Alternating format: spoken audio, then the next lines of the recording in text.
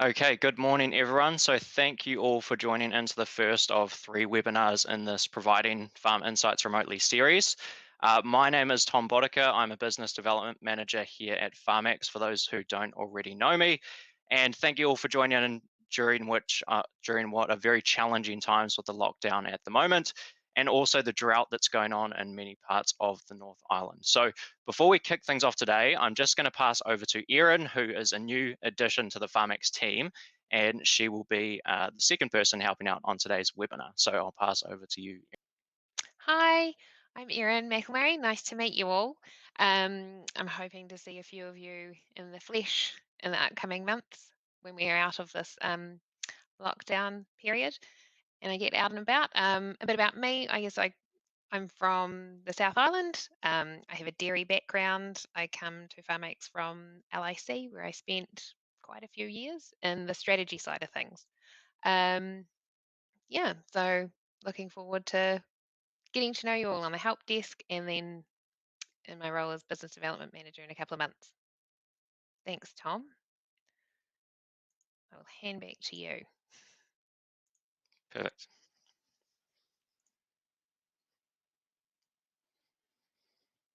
Cool. Thank you, Aaron. So, just before we get into today, I just want to give a quick overview of the webinar series in general. So, like I mentioned earlier, this is the first of three webinars in this Providing Farm Insights Remotely series.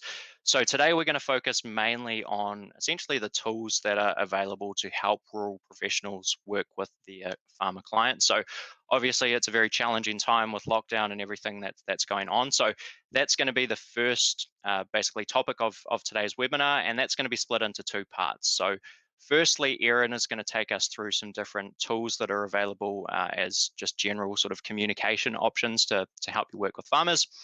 And secondly, we're going to go into a demo of how FARMAX can help you in your role as a farm consultant or as a rural professional to provide advice to farmer clients and better understand where their business is heading. So the example we're going to use today is a Hawke's Bay sheep and beef property currently experiencing some very dry conditions.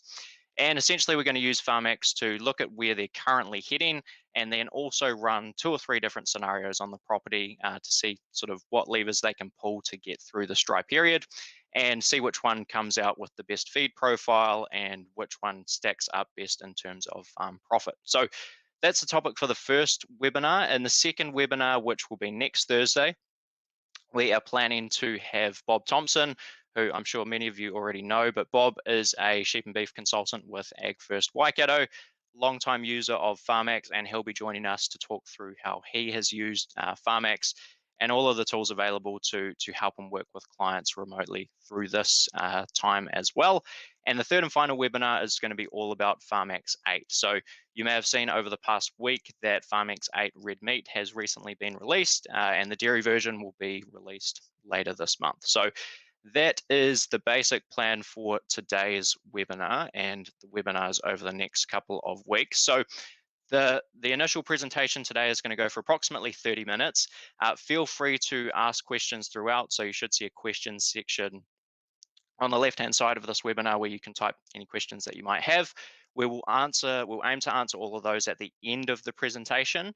And if you would prefer to just have your microphone turned on so that you can ask a question that way, simply just type the word question into the chat. And once we get to the end, we can turn your microphone on and you can ask a question. So that's the plan for today. So I'm going to hand it back to Erin to get us started with part one of today's webinar. Thanks, Tom. I am just getting our slides up. There we are. You can minimize me and make me really small down in the corner there if you want. Right, as Tom said, we're going to go through a couple of tools today. We're going to go through five, um, and we'll get into it. So Zoom. Um, Hopefully you've all heard of this. We find this really helpful as a video meeting platform for one or more people. Um, it's free. And the limit is 100 people on the free platform. So you can actually have quite a large meeting. They do, on the free platform, they cut your time to 40 minutes. Um, so you can only have a meeting that's 40 minutes in duration, and then it kicks you all out. Um, Recently, you might have seen in the newspaper, it has had some criticism around privacy issues. Um, and so, if you are talking about a sensitive topic, Zoom might not be the best platform to do this on, or you might want to put a password on the meeting just for an extra layer of security. You can use this on your mobile phone or your laptop. Um, and I think, yeah, that's about it on Zoom. Um, we'll move through to Google Hangouts now. This is very similar to Facebook Messenger. As you can see in the picture, you have your list of contacts, and you can type messages, send pictures, and send files in there. It's quite good if you have a small group to have a ongoing kind of conversation. If you need a thread with a few people in there, it like Zoom works on both your mobile and laptop or PC, and it is free. It just requires a Google account. So that's probably quite handy if you have a small group of farmers who you want to engage with and you want them to engage with each other. Google Hangouts will be quite handy for that. We also have Microsoft Teams. Um, this is quite a comprehensive one. It's got video calling or meetings like Zoom, where you can have just one to one or a group. It also has the chat functionality in it.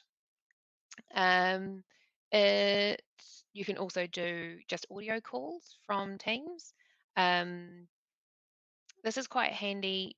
So this is a part of your Office 365 software package. So if you guys, anyone has that, you probably already have Teams. If you don't, it's actually free. At the moment, Microsoft are offering it free to everyone due to the current COVID-19 situation. It works both from your mobile and your laptop. Um, and we use this at FARMAX. We're on this quite often. This is what we call each other through while we're working remotely, and this is what we chat to each other. If we just have a quick question, we'll pop it in a chat to someone. So this is quite a comprehensive solution.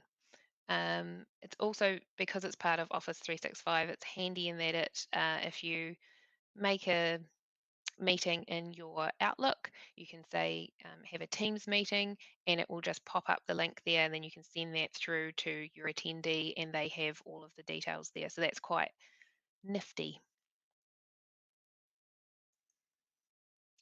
So our fourth one here is Slack, and this is really excellent for any sort of written communication. Um, I use this as part of my Kellogg group, and it's really helpful if you want to have a discussion over shared documents or anything like that. You can have a number of threads going in the conversation, so you can have different subject matter and yeah, cut it by that, or yeah, however you want to really. And people subscribe to the threads, and then they can get notifications when there's anything new that's posted. Um, it's really helpful if you have, I guess, lots of documents and you want them in the one place and you want a group of people to be able to see them and discuss them. It's easier, I guess, than a group email and replies and back and forth. It's just nice to see it all in the one place. Um, that is free, and it's quite, yeah, as I said, use it quite often. This one, it's quite handy for anything. If you have farmers and you want them to discuss a certain material, that could be quite a good option. So lastly, we have Teamviewer, and if you've been on help desk with us, you'll be you might be familiar with it. This is what we use to remote access your computer with. So that this is great if you need to see the screen and talk through anything. You do have to use a mobile phone at the same time, so people can hear you. Teams has the same functionality in terms of being able to share a screen. And this is only laptop or PC based. This doesn't have a mobile solution. There is a cost with this one, and it's $15.90 per month. That's New Zealand dollars, and that's if it's billed annually. But there's a restriction with that you can only access 3 other computers, and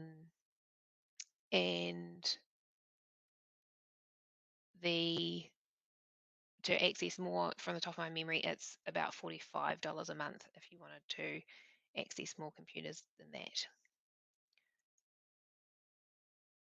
So overall, my lovely ticks got taken off this slide, but the square boxes, and this is just a summary, and it just shows that Zoom has the ability for video meetings and calling.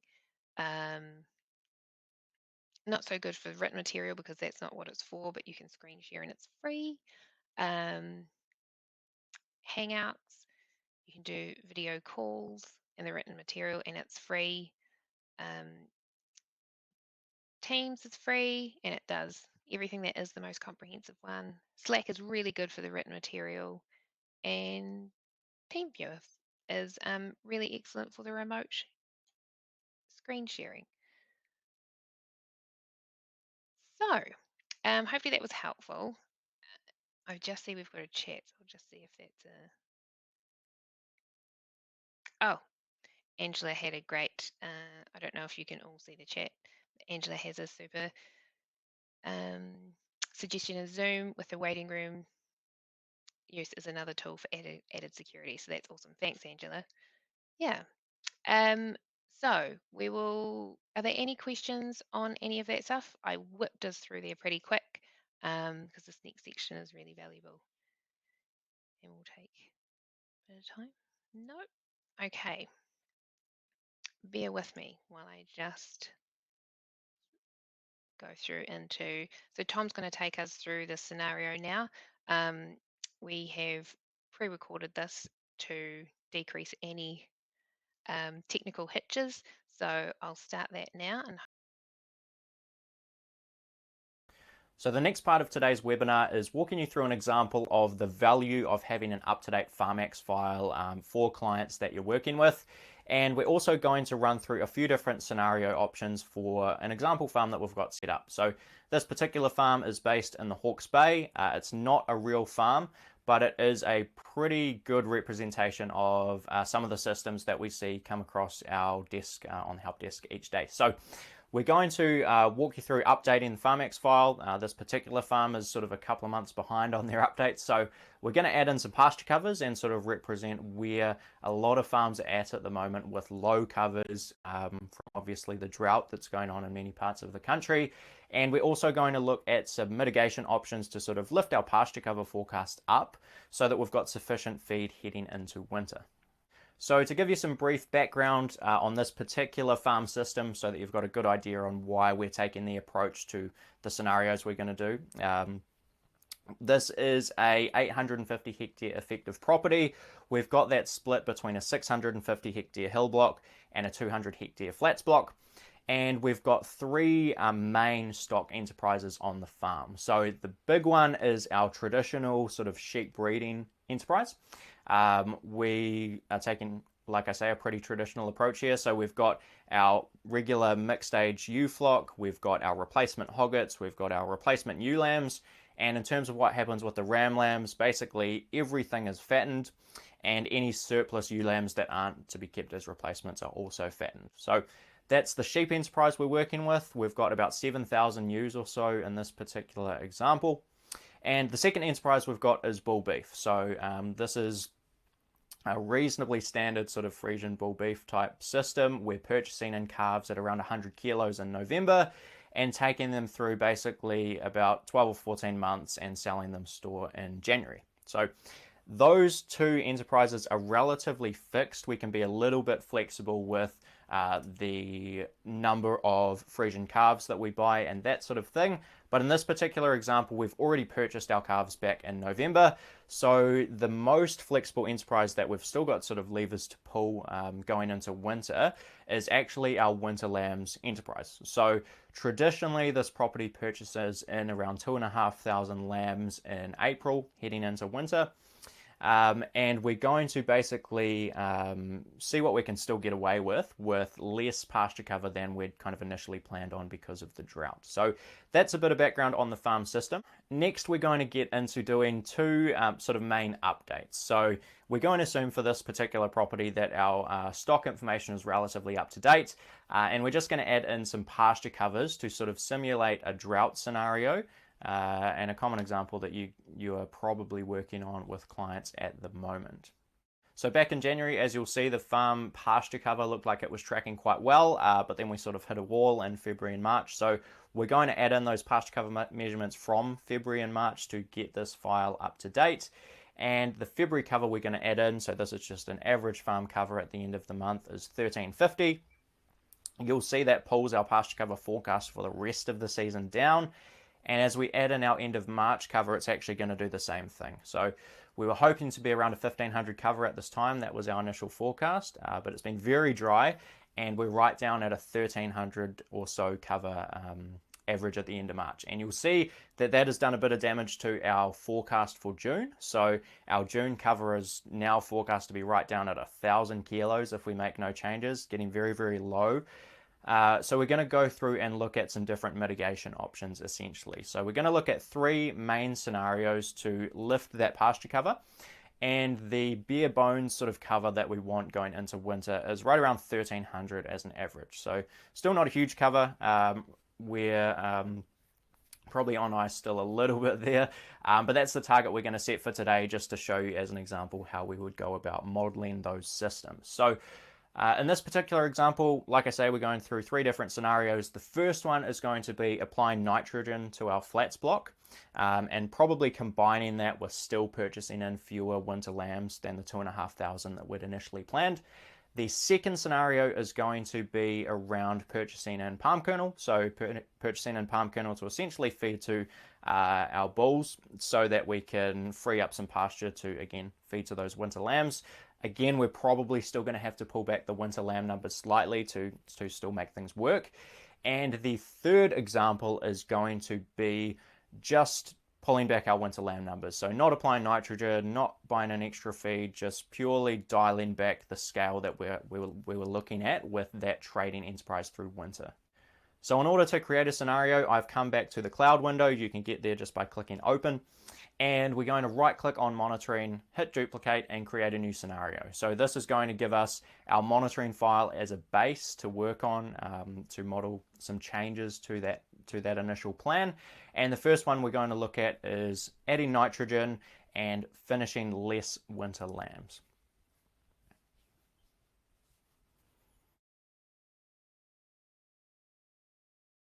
So the process for a lot of these scenarios is going to be pretty similar. The first thing we're going to do in all of these scenarios is grab our pasture cover screen. So you can get that by clicking the little pop-out button above print. And next we're going to go ahead and add in our nitrogen event. So for this particular farm, we can basically get nitrogen across the entire flats block pretty easily. And we're going to put pretty much 40 kilos of nitrogen across that entire block and see how much that can lift our pasture cover forecast for the end of June. So as we add this in, you should see that cover forecast change. Has lifted up slightly. If we look to the end of June, that number is quite small, but hopefully you're seeing that now. We've got an average farm cover forecast of about 1140 at the moment. So we're going to go in next and continue to dial back the stock demand. So we're going to purchase in less lambs, and you should see that pasture cover forecast for the end of June continue to lift up. And our target in this particular scenario is to land on right around 1,300. So to get to that 1,300 cover, it's looked like we're going to have to drop our lamb numbers right down to about 1,400 lambs being purchased in. And that's the scenario all done. So we're not going to look at too much of the results just yet. We're going to actually go in and model those other two options first, and then we can go ahead and compare the scenarios against each other. So same process for creating this next scenario. We're going to right click on monitoring back in that open welcome cloud window, and this one is going to be called by palm kernel and less lambs. So like I said earlier, we're going to feed some palm kernel to the bulls. In this particular scenario, we're going to go for about 50 ton of palm kernel and see what that does to the system. So just like in the first scenario, we're going to grab that pasture cover screen. So again, going into pasture covers, clicking the little pop-out button above pasture covers, above print, and then head to supplements. So we're going to go on supplements, add in palm kernel. If you are doing this model in practice with a client, you can of course go in behind the scenes and have a look at the price assumptions and so on for palm kernel. For this example, we're just going to keep it simple and kind of leave it as the default numbers just to walk you through it. So we're purchasing in 50 ton here, as you can see. We're then going to feed that out over the next few months. So 10 ton fed in April and 20 ton fed in each of the 2 months after that. So you'll see that's pulled our pasture cover back up a little bit. We're back up to about 1,100 or so as our forecast for the end of June. But we're still not at that 1,300 that we need to get to. So again, we're going to go back and dial back that purchase of winter lambs from the 2,500 and kind of just keep pulling it down slightly until we get that cover forecast right where we need it. So in this case, it looks like we're going to land on right about 1,150 lambs or 1,100 lambs. That's going to get us in the right spot. And again, that's that scenario all done. So some relatively straightforward changes here, but these are obviously having big impacts on the business, which we'll go through and look at shortly. But first, we're going to run our third and final scenario before we go ahead and compare the three. So same process again, we're going to right click on monitoring in that cloud window, duplicate it, and this final scenario is just simply purchasing in less lambs. So we're not going to add in any extra feed, we're not going to apply any extra N, we're not going to make any other changes other than just dialing back that trading enterprise through winter. So same process, we're going to head to pasture covers, pop that screen out by clicking the pop-out button above print, and then heading into the winter lambs purchase event and dialing back some of the numbers. So you'll see we've still got the 2,500 in there because that's what was sitting in our monitoring file as the initial plan. And again, same process. We're just going to keep dialing this back, and we'll see our pasture cover respond to that. We'll see our pasture cover forecast move up because there's less stock demand being budgeted for in the system because of less lambs. And we'll see what we can basically get away with while still getting to that 1,300 cover kind of bare bones target. So in this particular case, we're seeing since we haven't added in any extra feed, we're having to pull our lamb numbers right back from 2,500 all the way down to about 600. So pretty dramatic change there, but it'll be interesting to see what the results look like between these three scenarios. So does it make sense to purchase in that feed? Does it make sense to apply that fertilizer? That's kind of the question we're trying to answer here. So the final step to go ahead and actually compare these and see some of the results is to close out of that final scenario, click open and head back to our cloud window. And then what you can do is you can hold control on your keyboard, highlight all three of those different scenarios, and then open them all up at once. And what opening them all up at once does is it allows us to get a new set of reports called compare reports. And these are basically going to allow us to stack up all the three different options next to each other and look at some of the results. So we can see which one is most profitable. We can see what the pasture covers look like, the supply demand curves, all those different bits of information that you'll want to use in your analysis to obviously provide recommendations to your clients. So first, we've just gone in to look at the profit and loss here so that we can stack up some of the financial differences between these scenarios. And there's a couple of key areas that you're going to want to look at here. So the main one on the revenue side of this equation for these scenarios is going to be actually the capital value of sheep. So we haven't made any changes to our sheep breeding or to our bull beef enterprises. The main change we've made is obviously that winter lambs purchase in terms of purchases and sales of stock. So What that is going to show up as in our profit and loss report is simply a capital value change. So we've purchased the lambs in, but we get to sell them. So that's just going to show up as having more stock on hand at the end of the season, and there will be a value applied to those animals through this profit and loss report. So you'll see that as capital value. In terms of the expense changes, we're obviously going to have nitrogen incorporated in for the scenario where we added nitrogen. So you should see about $17,000 or so in this example coming through for nitrogen. And we've got about $18,500 coming in as an expense for palm kernel in that scenario. So those are some of the different expense changes and revenue changes. And from that, we can get an overall indication of how those changes affect our profit and loss and which option looks like the most profitable option out of those three to lift that cover and get to where we need to. So in this case, the additional nitrogen and a few less lambs looks like the best option. Not massive differences between these three.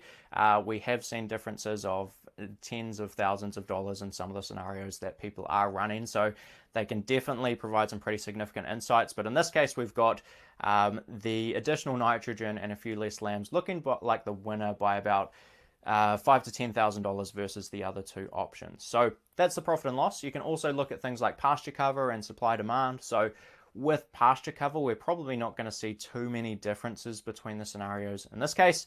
And that's because we basically intentionally tried to line up that 1,300 target between each of the different options. So that's what you're going to see there. We've also got some supply demand reporting so you can get a feel for how it changes the supply demand equations in the background for these farm systems. And hopefully all of this information combined gives you a really good picture of where the farm is currently at when we added in those pasture covers, where they were heading with their initial plan, and where they have the ability to still kind of pull levers and correct their course to still remain as profitable as they possibly can, even through hard situations such as the drought. So that's our example for today. The final part of today's webinar is answering your questions. So if you have got any questions, feel free to fire away and we'll try and answer them I've as just best we clicked can. through. Hopefully you've got that.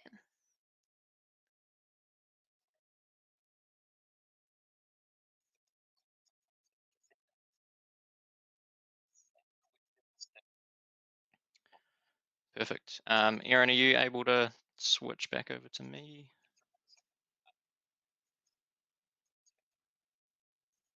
Cool. Hopefully that's working for everyone. So, like the pre-recorded version of myself just said, final part of today's webinar is any questions that you might have. So, um, feel free to fire those through, and we will start working through them.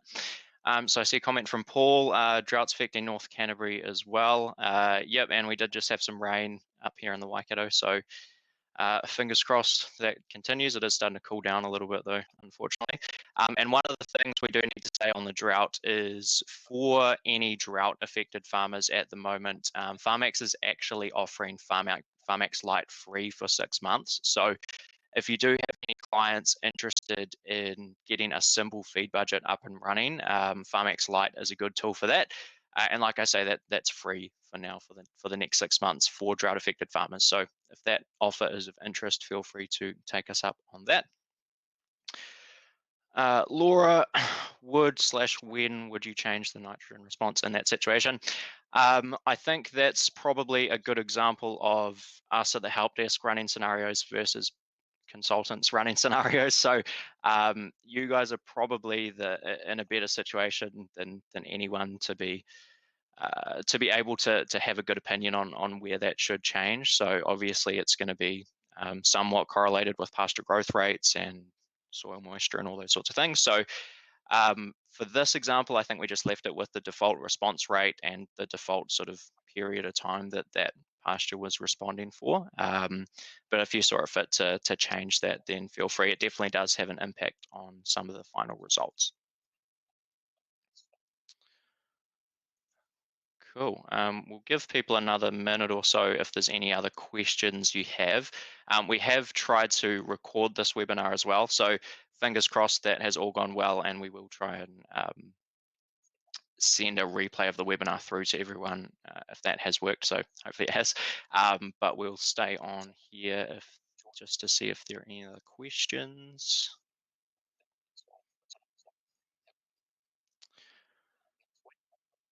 Okay, looks like that might be it. So, like we said